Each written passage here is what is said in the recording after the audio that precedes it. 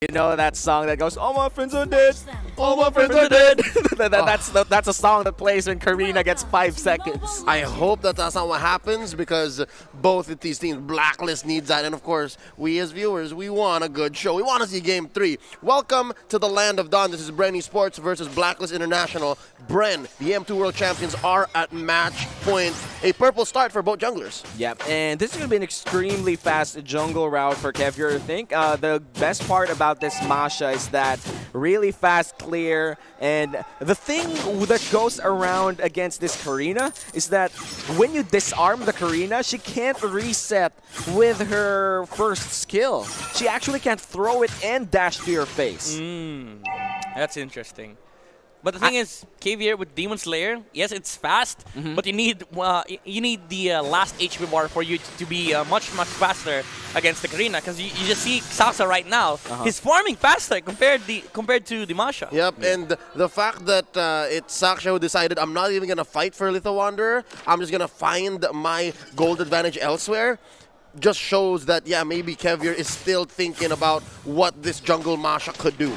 Yeah, and right now he is in his second life bar, which means this is like the moderate amount of attack speed that this Masha could actually enjoy. They're going to go for it. A jump onto Saksha, but Joy Boy here, the enforcer, putting up a wall, catches the disarm, claws away. Joy Boy gets stunned here. Is he going to make it to the bush? Answer is no. Esson draws first blood. Another kill off camera. Just caught the tail end of it. Haji popping few. 2 kills on the side of Blacklist International this early, but they won't be translating that immediately to a turtle. In fact, it's Bren Esports that's going to go for the first turtle of the game. I feel like Blacklist International, it's a great pickup, but this turtle would essentially even out the gold. Blacklist International, they do have the Valir on the bottom lane alongside the Masha, which makes it really hard for Brent to fight. But Speaking of heart, that's heart guard. Super Marco has few in him, puts a few stacks, piles the torn apart memory, but no dice. Kills are scarce for Bren. Joy Boy putting up an interference, an angle up top, nobody there. Oh, interesting attempt though. Yeah, talk about giving space to Super Marco. Last game, we saw Super Marco just pop off in the late game. He knows how to carry games, and if you give him space, just like Few. Oh, power of wildness puts Oheb at a fifth of his health. Few looking low. Fireball thrown out by Esson. It's been a while since we last saw Valir. It's refreshing. Yeah, and his skin in this game is quite refreshing too. I think this is the best Valir skin out there. Sheesh! Yeah. Sheesh! Like, that takes a lot of damage. Sheesh! Sheesh! Buy it with Pay Maya. Sheesh! It takes 10K. 10K? Sheesh. For real? For real! Esson though, what are you gonna do with the skin if you're gonna go down? Sasha catches him, Haji and Oheb maybe seconds too late to the crime scene. And they defend. Up top, Flap. Is he going to call El Capitan? Cancels the heart guard. A lot of shields taken out. A lot of gold going over to Blacklist up top. Yeah, loving the cross-map plays from both squads here. A lot of action up top and down bot. This is what you want to see from both teams, especially in the early game. But in terms of pushing, here we go up top. Flap gets the heart guard in him. Kevier going to get hit with the strings. He's popped here by one. Off-camera kill by Saksha. Again, if Blacklist doing corner map plays, how about Bren goes coast to coast too? We were talking about this earlier, Womi, hold that thought, Esson. Very dangerous position right here. Oh, stuns Joy Boy, you were saying.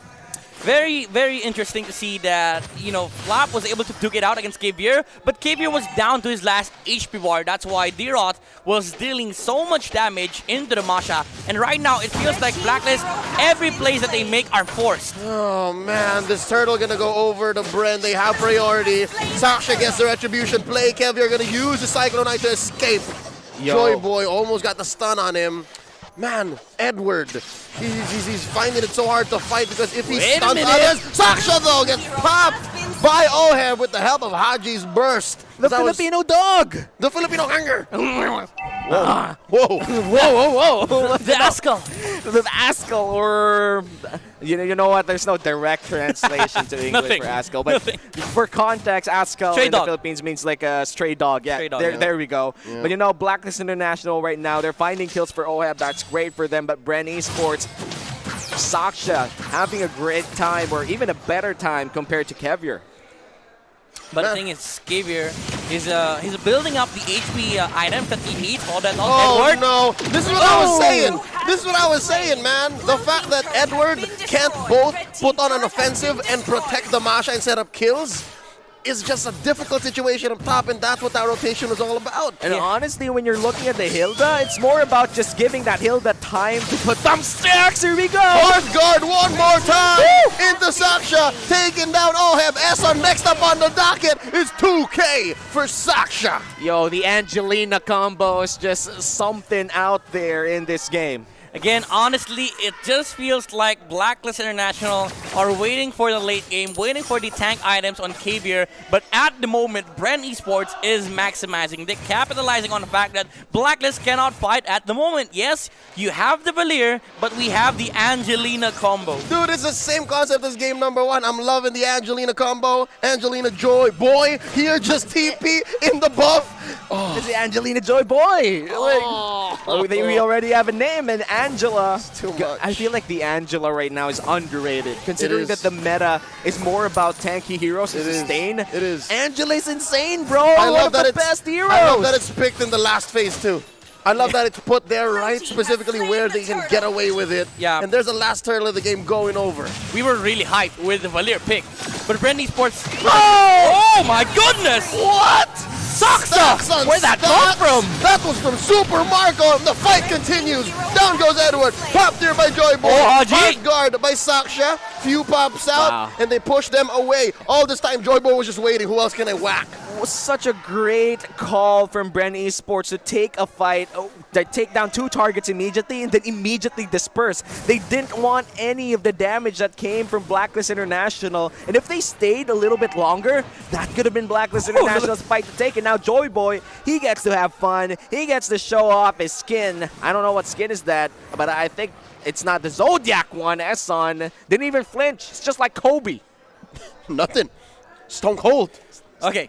Xavier now has the Sky Guardian helmet, does have the damage output on the ultimate, but the sad part is the lower HP you get, the more damage output the Karina and the Deerot pumps out.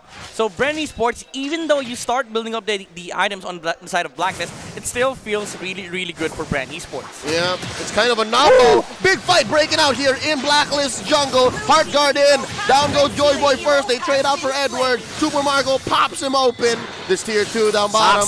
Go down. There's the jump in by Saksha. Gets one. The ult is resetting. Oheb praying for his Koopa.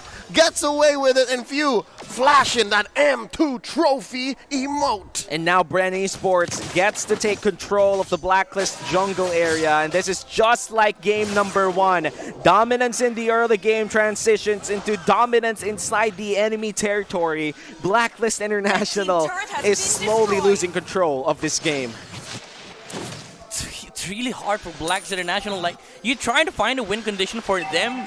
It looks grim. Like, how do you fight into Bren Esports? Yes, you do have enough damage. You have the CC, you have the kite ability, but you have nothing against the the Angela and the Karina. Because we go back to the conversation 5 minutes ago. Like, if you give Saksha 5 seconds of free reign, and we saw that when he jumps on the Pop and Koopa, either the Pop and Koopa or the Lilia. Yeah. Blacklist cannot fight. They just don't have the damage output to take him out.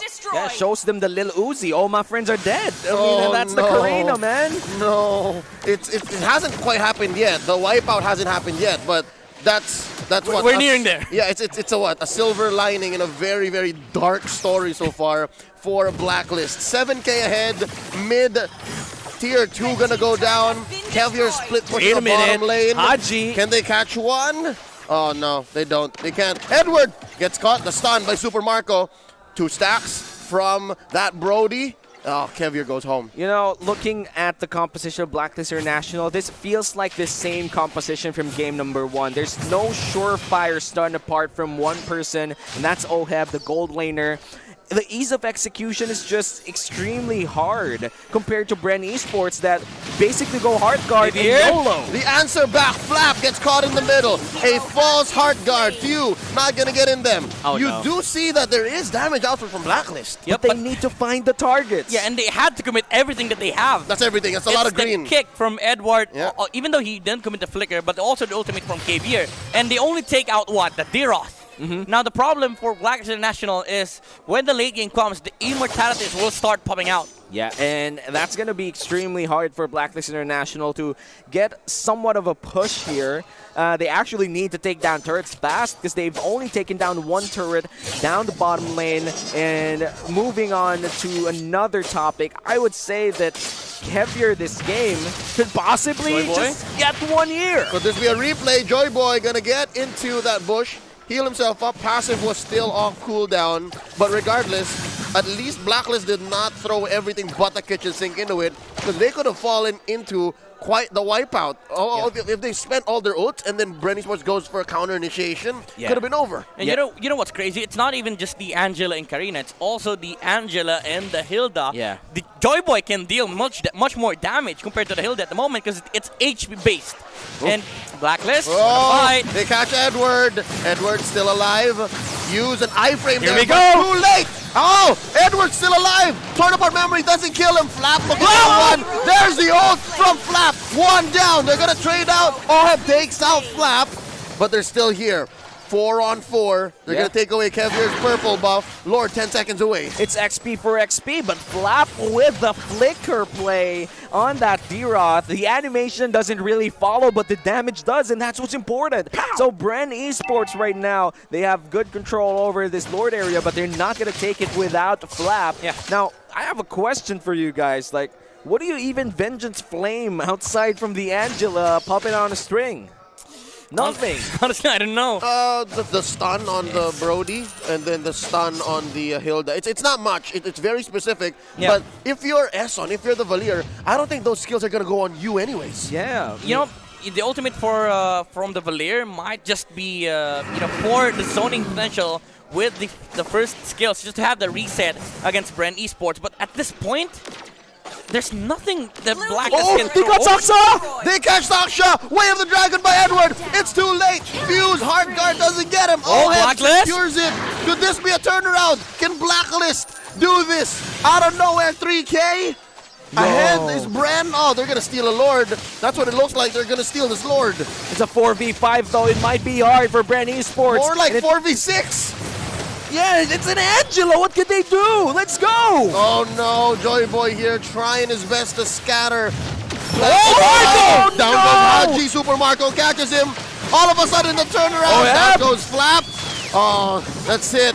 2 for 1, 4 for 1. This is worth it. Again, your question on me, that's an Angela. What does he do? Yeah, he just stands there, throws out some love waves, but that doesn't actually finish the game for Blacklist International. It only evens it out, but that is a Luminous Lord that could potentially give them the towers that they need, the turrets destroyed, the gold, the control over the map that Blacklist has desperately wanted the entire game. I was going to say earlier that Blacklist International really have nothing in this game. They're just basically waiting for Bren Esports to commit a mistake, and Saksa being out of position on the Lord fight. He was trying to, find a clear sort of road to clear the mid lane, but Edward found the perfect opportunity to take him out. Flap!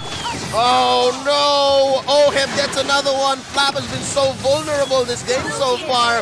Down goes Saksha as well. They have a Luminous Lord. They have massive pushing power. The Angela's taken down too. Super Marco. It's just Joy Boy. Ladies and gentlemen, the M3 World Champions this time take game 2. One mistake to rule